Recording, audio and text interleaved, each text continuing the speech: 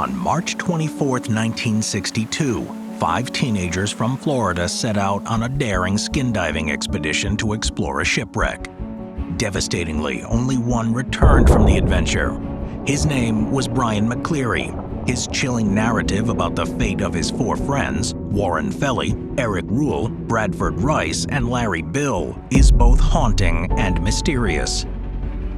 Although multiple reports exist regarding the event, McCleary's own account, published in the May 1965 issue of Fate magazine, details a horrific encounter with a sea monster.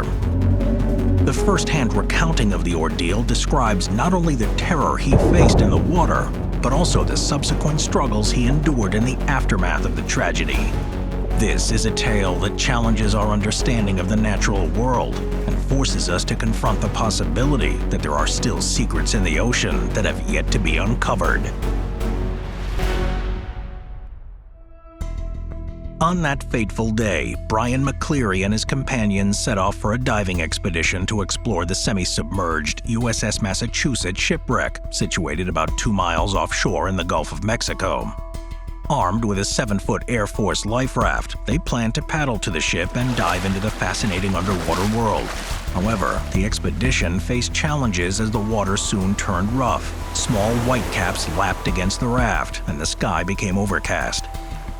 As the salty breeze grew stronger and seagulls skimmed across the waves towards the shore, it became evident that a storm was approaching. Faced with the deteriorating weather conditions, the group made the prudent decision to abandon their diving plans and head back to land. With the shoreline receding rapidly from sight, Brian, Eric, and Warren plunged into the cold water and began kicking behind the raft, while Larry and Bradford manned the oars. Despite their valiant efforts, the tide proved too strong, forcing all of the boys back into the raft, now teetering dangerously on the towering waves. As darkness descended, a small craft appeared on the horizon, offering a glimmer of hope for the beleaguered group. Desperately, they called for help, but despite their frantic efforts, which included firing a spear gun adorned with a red shirt as a distress signal, the boat continued on its course, leaving them to their fate.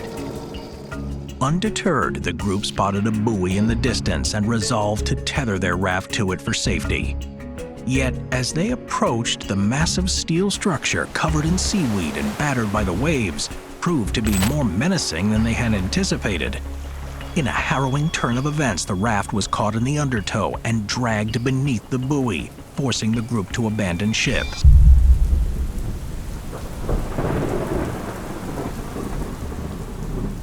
Battling the icy rain and roaring winds, they managed to retrieve their raft. After discarding excess weight, they desperately clung to the sides as they were dragged past their original diving destination, the wreck of the Massachusetts. The once imposing wheelhouse, now battered by the waves, served as a stark reminder of the power of the sea. Eventually, the storm subsided, and the group found themselves enveloped in a thick, eerie fog, with not a ripple in the water nor a call of a seagull to be heard. Exhausted, cold, and gripped by fear, they were left to contemplate the events of the day and the capricious nature of the sea that had brought them to the brink of despair. Overwhelmed by the situation, Bradford succumbed to panic, convinced they had perished in the storm. Eric, attempting to maintain a semblance of control, reassured him that they would soon reach dry land. As the fog refused to lift and visibility remained severely limited, the group tried to keep their spirits up with light conversation. Suddenly, Larry announced that he could hear a boat approaching, and the group strained their ears to catch the sound. The misty atmosphere quickly became infused with the stench of decaying fish, and a massive splash erupted about 40 feet away, sending waves crashing over the side of the raft. Another splash resounded as the group began to make out a shape akin to a telephone pole rising from the water. Towering around 10 feet with a bulbous top, it briefly held its position before bending and disappearing beneath the waves. The quiet was shattered by a high-pitched whine from the fog. Panic-stricken, the boys quickly donned their fins and plunged into the water, which was now littered with patches of brown, crusty slime. Brian immediately took charge and directed the groups towards the sunken ship, urging them to stay close. In their wake, this enigmatic entity continued its frenzied movements, creating an eerie hissing sound. As the fog receded, turbulent waters greeted them and darkness loomed overhead. Every so often, Brian and Eric called back to ensure the others were okay, but a chilling scream soon filled the air, lingering for what felt like an eternity. Warren's voice followed, frantic, claiming the beast had taken Bradford. His cry was cut short, leaving a haunting echo. Bradford and Warren had vanished. It wasn't long before Larry also disappeared from sight. Brian and Eric plunged into the depths, scouring for any sign of their companion. However, the pair had to eventually give up their search. By this stage, Eric was beginning to weaken. Brian had no choice but to sling the boy's arm around his own neck and carry him onwards. The two continued their swim for some time. On and on they pushed until Brian himself began to feel the downward pull of the ocean. Just then, a bolt of lightning illuminated a structure in the distance. It was the silhouette of the Massachusetts. As the teens approached the ship, they were submerged by a massive wave. The force separated Eric from Brian's hold, and when Brian emerged, Eric had vanished. But a flash of lightning soon revealed that Eric was alive. He was now in the lead, swimming determinedly toward the ship. It was then that the creature resurfaced out of the blue, exposing its lengthy neck and beady eyes. With its jaw wide open, it dove towards Eric, dragging him under the water. In a state of panic, Brian quickly veered away from the ship. Every ounce of his energy was focused on escaping, but the exhaustion from the ordeal was overwhelming. Moments later, darkness clouded his vision, and he lost consciousness.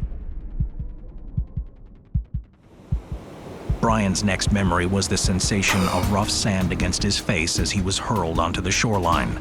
Grit filled his mouth, making him cough and splutter. As he tried to find his footing, he realized he was still wearing his fins. Discarding them into the water, he trudged up the beach, eyes desperately scanning for any signs of assistance. The distant lights of Pensacola twinkled, but his exact location eluded him. The biting chill of the night wind made Brian shiver, prompting him to seek refuge. Soon he stumbled upon a tower. With the last ounce of his strength, he ascended its ladder and collapsed onto the cabin floor, succumbing to exhaustion. As dawn broke, warm sunbeams pierced through the tower's window, gently waking Brian.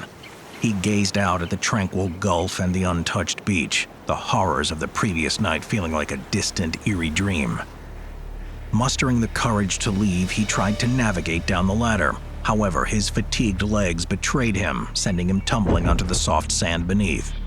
Struggling to regain his bearings, he was approached by a group of young boys who rushed to his aid. Brian's next conscious memory was of waking up in the Pensacola Naval Base Hospital. A tray of breakfast lay before him, though the harsh burn of salt water in his throat prevented him from eating. Later that morning, Director E.E. McGovern, the head of the search and rescue units, paid him a visit. Brian painstakingly detailed the harrowing events of the previous night. Anxiously, he inquired about the fate of his friends, only to receive the somber news that they remained unfound.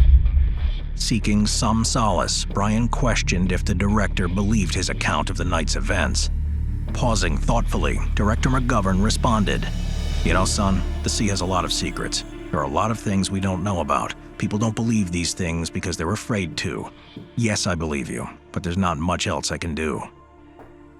Understandably, Brian's harrowing tale quickly caught the attention of the public and media. While this version of events is based on Brian's own written account, other sources, including the Pensacola Journal and Playground News of Fort Walton, present a different angle to the events. Notably, the journalists chose to exclude the sea serpent from their reports, believing it was better left unmentioned for all concerned. Furthermore, inconsistencies arose in the distance Brian supposedly traveled while in the water.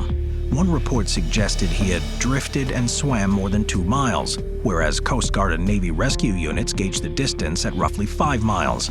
Moreover, while news sources varied in their details, doctors at the naval base were adamant that Brian had endured the ocean's harsh conditions for over 12 grueling hours. Regrettably, despite relentless efforts, the whereabouts of Eric Rule, Warren Felly, and Larry Bill remained a mystery. However, a sorrowful discovery was made a week later when a body washed ashore. After a harrowing examination, Brian identified it, to the best of his abilities, as that of Bradford Rice.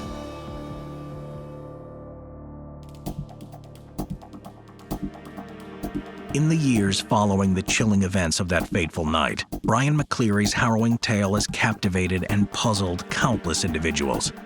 Several theories have emerged in an attempt to unravel the mystery of what truly happened to the boys. Some experts speculate that methane gas hallucinations might have played a role, leading the group to perceive threats that weren't there. Others suggest the possibility of a whale sighting, misinterpreted in the dark and tumultuous conditions as a more sinister entity. However, regardless of the various explanations posited, the heart-wrenching reality remains that 4 young lives were tragically lost at sea. Just how that happened remains a mystery to this day. The only thing that seems certain is that the vast, unpredictable ocean, with its myriad of secrets, stands as a poignant reminder of nature's overwhelming power and the fine line between adventure and peril.